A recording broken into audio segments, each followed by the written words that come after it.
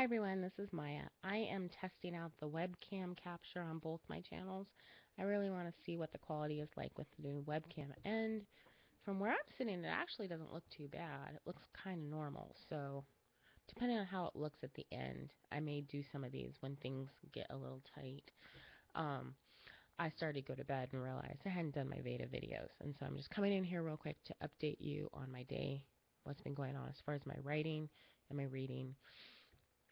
I just finished reading my story for the podcast recording tomorrow that comes out on Wednesday, and I can't talk about it because I like to, it's funny, if I talk about the stories before the show, I feel like I'm going to expend all the energy and then the show will be less interesting. And then there are times like this where I really want to talk about the story, and instead I'm just like banging my head against the wall because I can't talk about the story. And I want to talk about the story! I really want to talk about the story. For this week, we're reading The Handsomest Man, The Handsomest Drowned Man in the World by Gabriel Garcia Marquez. And it's my first Marquez story. And so I'm really excited to record the podcast. As far as my writing, I am so happy with the progress I made today. I did not think I was going to make any progress. I took my neighbor's kid to a doctor's appointment, and I felt kind of lazy. I did a bunch of updating of the website, just little tweaks, and I was got managed to get really ticked off at iTunes for briefly, and so then I went into podcast therapy to decompress, and and then I opened up my Scrivener file and I started really looking at my characters, and I started chipping away one at a time on their backgrounds.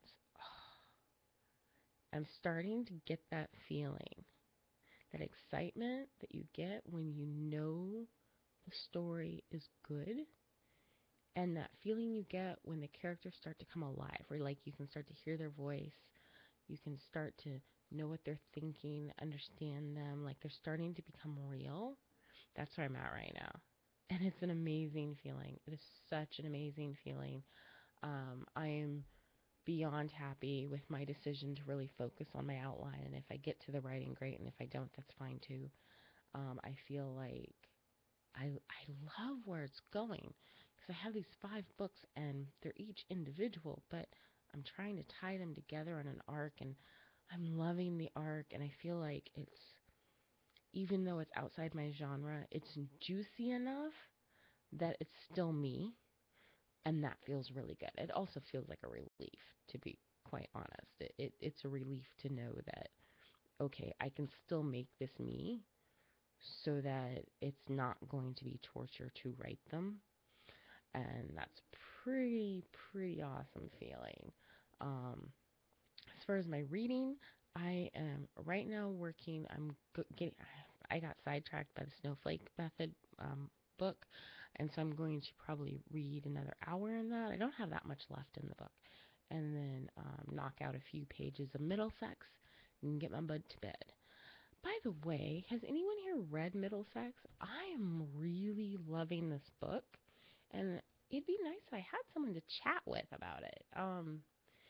It is just, there's something about the way it's written that I'm really enjoying. And it's funny because I know some people have not really cared for the way it's written. It's very literary, but there's an honesty to it, and there's a beauty in the language. It's so simple in the language, despite like its size and the literary nature. There's something about the way it's written that just gets under my skin and just makes my mouth happy when I read it.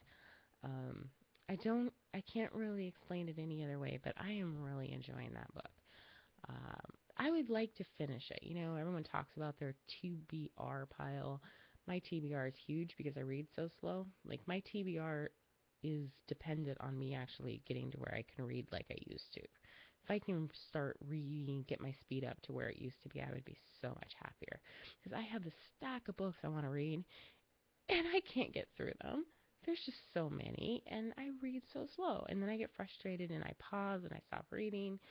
And so, yeah, but like my TBR, like my ultimate, I would be really happy if I got through all of the Snowflake Method.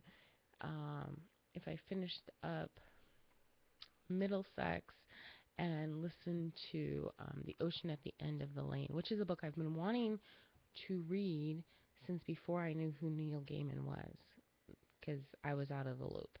And I heard an interview on like public radio like ages ago before it came out about the book, and I was like, "Ooh, that sounds really interesting." And then it came out, and I couldn't remember who it was by or the name of the book or anything. And then I discovered Neil Gaiman, like, this fall, and I was looking at his other books, and I was like, that book sounds familiar. And then I went on Wikipedia, it was the same book. So I was like, oh my goodness, I found it. It took me forever to find it, but I found it. I'm really looking forward to it. So I got it on Audible. I like Audible, and so I got it on Audible, and I think I'm going to go ahead and hang up Che for like the third time that I've tried to listen to it and read The Ocean at the End of the Lane, because I have a feeling I'm going to like the way Neil Gaiman reads the book.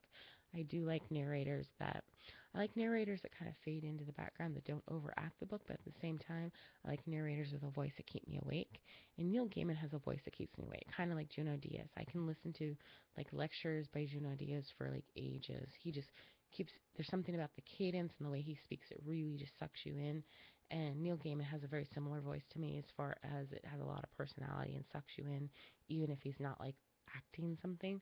And so, as long as he doesn't overact the book, I think I'm really going to enjoy it. And so, yeah, if I can do those things, that's really my TBR for April. Finish Middlesex, Ocean at the End of the Lane, and Snowflake Method. There, I did my first TBR. I guess that makes me officially a booktuber. Ciao.